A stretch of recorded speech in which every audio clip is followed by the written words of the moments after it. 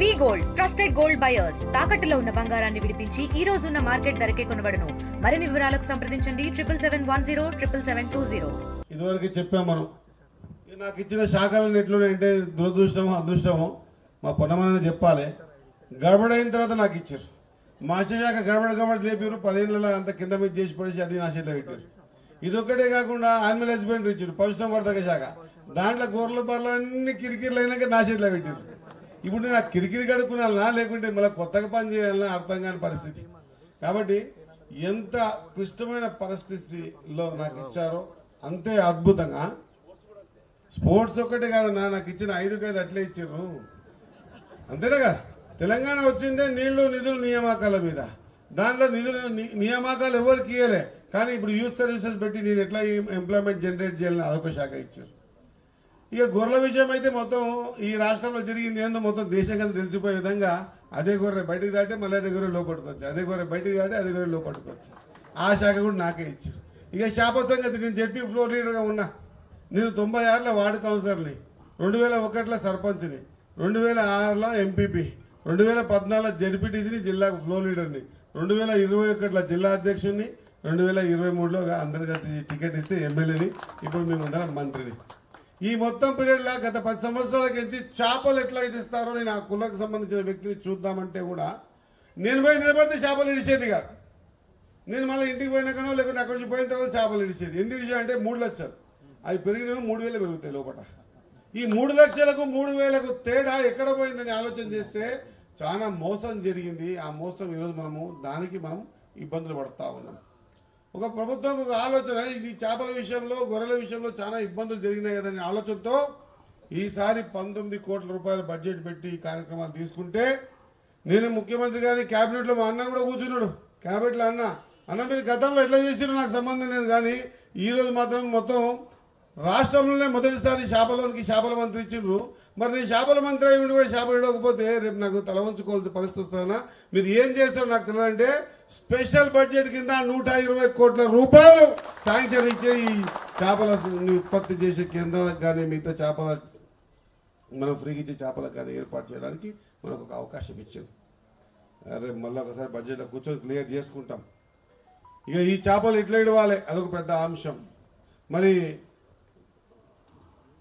మా సంఘాలకి వెళ్ళి మా అన్న అంటుండు, సంఘాలకి ఇస్తే ఎంత వదులుతారో లేదో పెద్ద ప్రశ్నార్థకం. దానికి ఎవరిని అటాచ్ చేయాలి లేదా ఈ దారి ఖచ్చితంగా మీకైతే మాట ఇస్తా ఉన్నా, ప్రభుత్వం ద్వారా అది సంఘాలకు ఇచ్చినా లేకపోతే టెండర్ ప్రక్రియ అయినా 80 mm నుంచి 110 mm ఉన్నటువంటి చేప, పెద్ద సైజు చేపలు మాత్రం ఖచ్చితంగా మీకు ఇప్పించే ఏర్పాటు చేస్తాం. ఇది చేప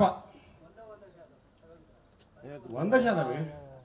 80 కెంచి 80 mm, 80 mm కెంచి 110 mm అంటున్నా, అంటే పెద్ద చేప అంటున్నా. పెద్ద చేప చెప్పి పని చేస్తా.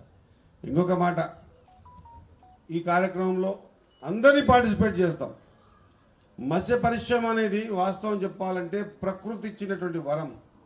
ఆ ప్రకృతి ఇచ్చిన వరం చేపను మనం గొర్రె అంటే కాయాల్సి వస్తుంది. చేపను ఇడిచి చూసుకుంటే సరిపోతుంది.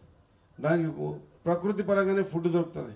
చేప కూడా మా ప్రభాకర్ అన్న 3 లేయర్ల చేప ఉంటుందన్న. ఒక లేయర్ చేప మీకు మధ్యలో పోయి ఫుడ్ వెతకదన్న, ఆ చేప కింద పోయి బురదలో ఫుడ్ వెతకదన్న. మధ్యలో ఫుడ్ వెతికే చేప పైకి రాదు, భూమిలోకి పోదన్న. భూమిలో బురదలో పెరిగే చేప మధ్యలో పైకి రాదన్న. కాబట్టి నేను ఈసారి ఖచ్చితంగా నేను గవర్నమెంట్ కూడా తెలియజేసిన, ఆయన ఈ 3 రకాల చేపలు అంటే చెరువులో ఉన్నటువంటి చేపలకు దొరికేటువంటి ఫుడ్ అయితే ఉంటే ఫుడ్ ఏది దొరుకుతుందో దాన్ని 3 లేయర్గా తీసుకోవాలి ఖచ్చితంగా. మీదన్న కొర్రమీన అంటాం, మనం మట్ట అంటాం, కొర్రమట్ట కానీ మిగతా దుబ్బొచ్చ కానీ మిగతా అన్ని కూడా చేపల్ని ఏర్పాటు చేసి ఖచ్చితంగా ఈసారి సమయం తక్కువ ఉంది. నేను ముందే చెప్పిన, ఫస్ట్ వర్షంకే తీపి నీళ్ళకే చేప తొందరగా పెరుగుతుంది. ఆ తీపి నీళ్లు చెరువులలో వచ్చి చేరే లోపే చేప పిల్లలకు టెండర్లా లేకుంటే ఇంకా ఇతరత్ర మళ్ళీ రాబోయే రోజుల్లో అతి తొందరలోనే ఒక క్యాబినెట్ మీటింగ్ ఉంది, క్లియరెన్స్ తీసుకొని ఖచ్చితంగా ఈసారి మొత్తం రాష్ట్రంలో 83 కోట్లకించి 88 కోట్ల చేప పిల్లలను ఇచ్చేటువంటి చెరువులు, నీటి కుంటలు ఉన్నాయి మన దగ్గర.